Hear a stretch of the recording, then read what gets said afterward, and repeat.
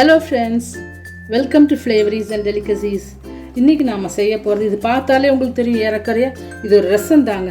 தக்காளி பருப்பு ரசம். ரொம்ப சூப்பரான டேஸ்டியான ரசம் தாங்க இது. இது வந்து பொதுவாக பேச்சுலர்ஸோ இல்லை பிகினர்ஸ்க்கு கூட ரொம்ப ஹெல்ப்ஃபுல்லாக இருக்கும் இந்த ரெசிபி பார்த்தீங்கன்னா. ஸோ இது வந்து இந்த ரசம் இருந்துட்டால் நமக்கு வேறு எந்த குழம்போ ஏதோ தேவையில்லை. ஜஸ்ட் ஏதோ ஒரு பொரியலோ அப்பளமோ இருந்தால் கூட இந்த ரசத்தை வச்சு சூப்பராக சாப்பிட்லாம், சிம்பிளாக முடிச்சிடலாம் வேலையை. ஸோ இந்த ரசத்தோடைய ரெசிபி இன்க்ரீடியன்ட்ஸ் என்னென்னு பார்க்கலாங்க. அதுக்கு இப்போ தேவையானது இந்த ஒரு நெல்லிக்காய் சைஸ் ஒரு புளி தாங்க. அதை நான் ஊற வச்சிட்டேன். இதில் முன்னாடியே ஊற வச்சிட்டேன், இப்போ காட்டுறதுக்காக இது எடுத்தேங்க. அப்புறம் வந்து 3 தக்காளி, கொத்தமல்லி, கருவேப்பிலை, இந்த பருப்பு ஒரு கரண்டி, பூண்டு, மிளகு, சீரகம், கொஞ்சம் ஒரு அரை டீஸ்பூனுக்கு மல்லி விதைங்க, ஒரே ஒரு.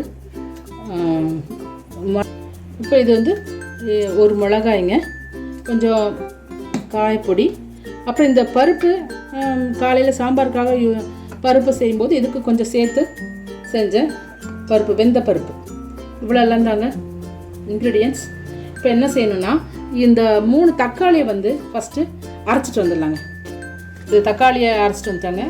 ரொம்ப நைஸாக அரையணுன்ட்டு இல்லை, ஓரளவுக்கு அரைச்சிட்டா போதும். இப்போ இந்த இது காட்டின இந்த விஷயங்கள் எல்லாமே நம்ம அந்த இடிகளில் போட்டு இடித்து எடுத்துக்கலாங்க.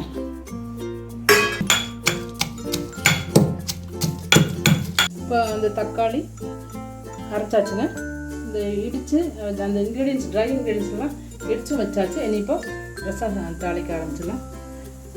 ஒரு டீஸ்பூன் எண்ணெய் ஊற்றிக்கலாங்க.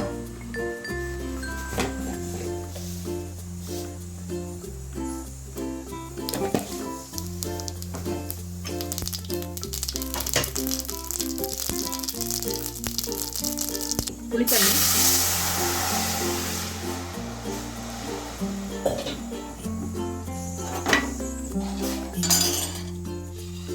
இதுக்கு வந்து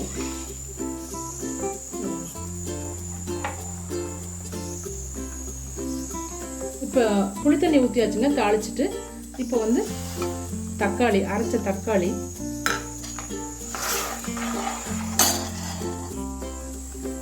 வேக வச்ச துவரம் பருப்பு,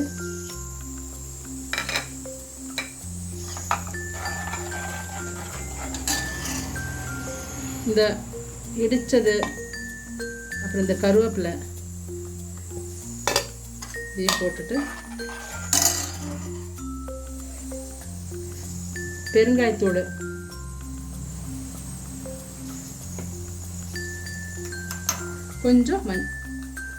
கொஞ்சம் மஞ்சள் பொடிங்க.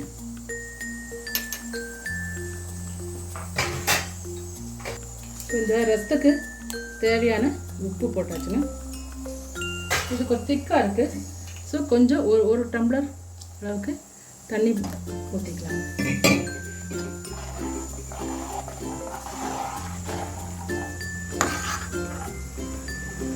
தண்ணி ஊற்றியாச்சுங்க.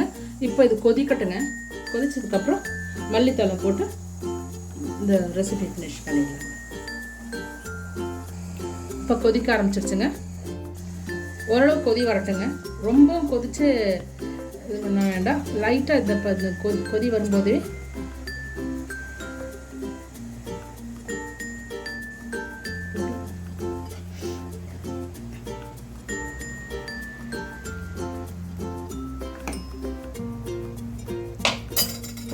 அவ்வளோதாங்க. ரொம்பவும் கொதிச்சு இருக்க வேண்டாங்க. லைட்டாக இந்த மாதிரி கொதி வந்துட்டாலே போதும், ஆஃப் பண்ணிடலாம்.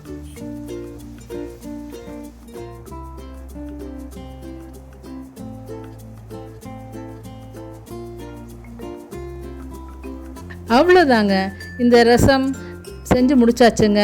ரொம்பவே டெம்டிங்காக இருக்குது இல்லைங்களா பார்க்குறதுக்கு.